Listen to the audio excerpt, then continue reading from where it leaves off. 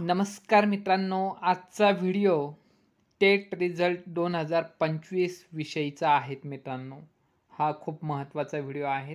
या अगोदर चॅनलवर नवीन असाल तर चॅनलला निःशुल्क सबस्क्राईब करा मित्रांनो. टेट एक्झाम किंवा इतर कॉम्पिटेटिव्ह एक्झाम विषयीची नवनवीन अपडेट आपल्याला आपल्या चॅनलवर मिळत राहील. तर मित्रांनो, टेट रिझल्ट 2025 अजूनपर्यंत न लागण्यामागचं कारण काय?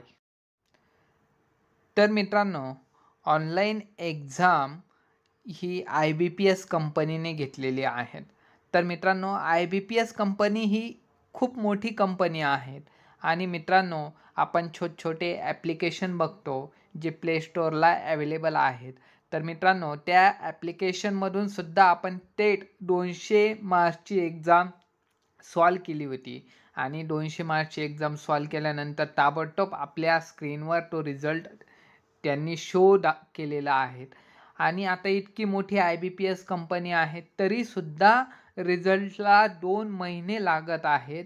याचं कारण काय आहे मित्रांनो?